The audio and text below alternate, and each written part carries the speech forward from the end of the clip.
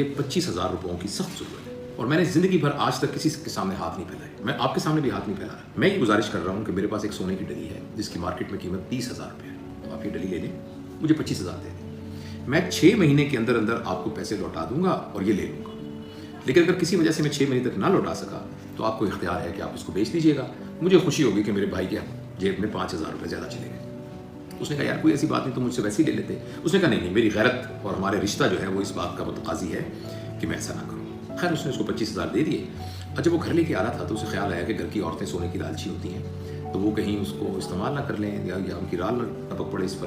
तो उसने ये किया कि उस सोने की डली को एक कागज़ के लिफाफे में लपेटा, फिर उसको एक और मोमी लिफाफे में लपेटा, फिर लपेट के उसने कपड़े की थैली में डाला और एक छोटी सी लोहे की संदूकी में डालकर अलमारी में बंद कर दिया।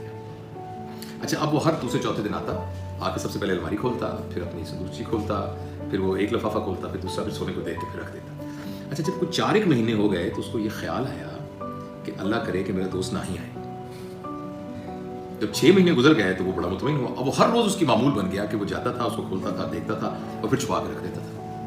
अच्छा, जब 6 महीने गुजर गए तो उसने फिर 15 दिन और अपने इंतज़ार किया और उसके बाद उसने उसको लेके डली और वो वहाँ गया एक सुनार के पास। उसने कहा यार ये आज से 6 महीने पहले इसकी कीमत 30,000 थी, अब सोने का भाव कुछ ऊपर गया है, तो बताओ इसकी कितनी कीमत है। उसने उसको देखा, देख के कहने लगा हाजी साहब आप मजाक करते हैं, ये तो पीतल है।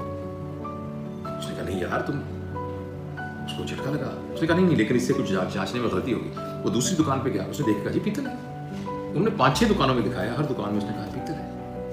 अब वो बहुत उदास हुआ, वो उतना उदास हुआ जितने आप उदास हुए, जितना आपको दुख हुआ है ना किसी दोस्त ने आपके साथ जो सलूक किया है उसकी वजह से, क्योंकि आपकी एक्सपेक्टेशन नहीं थी।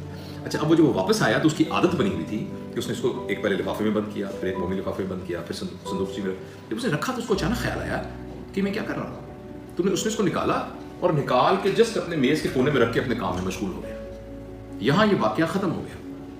और नीचे फ़ायदे में ये लिखा है कि जिसको आप सोना समझते थे, जब तक आप उसको सोना समझते थे, उसके साथ सोने वाला बर्ताव करें, और जब आपको ये पता लग जाए कि वो पीतल है तो फिर उसके साथ वही सलूक करें जो पीतल के साथ करें। फिर उसको संभाल के और अलमारी में रखने की क्या ज़रूरत है। हाँ, इस दौरान के अंदर आपकी तवक्कुआत ने और आपकी एक्सपेक्टेशंस ने और आपकी लोगों को जज करने में जो आपने धोखा खाया है उसके बारे में गौर करें और उसकी इस्लाह करने की कोशिश करें, लेकिन उसके साथ वही सलूक करें। अगर आप उसी तरह सोने की तरह उसकी देखभाल करते रहेंगे तो आपको अज़ियत और दुख बहुत होगा। तो इसलिए बहुत सारे दोस्त मुझसे बात करते हैं और आपने भी मुझे ये वाक़या सुनाया है कि किसी ने आपके साथ ऐसा सलूक किया जो आपकी तवक्को नहीं थी।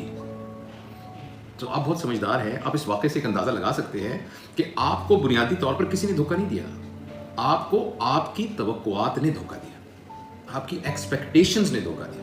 अच्छा, अगर आपकी एक्सपेक्टेशन ने धोखा दिया है तो वो तो आपकी है ना, तो जिसने धोखा दिया है वो आप ही का था ना, तो उसको करेक्ट करने की रिस्पॉन्सिबिलिटी भी अपनी है। वो एक अंग्रेजी का मकूला है कि when you lose something, there is only one thing which must not be lost, and that is the lesson. तो अब जिंदगी इतनी बड़ी पड़ी है, तो इस वाक़े की सिर्फ एक ही मेहरबानी है हमारे ऊपर कि इस वाक़े ने हमें ये बता दिया कि हमारी एक्सपेक्टेशन को हमने कैसे जज करना है, और दूसरा ये है कि आइंदा ज़िंदगी के अंदर मैंने क्या लाया अमल करना है।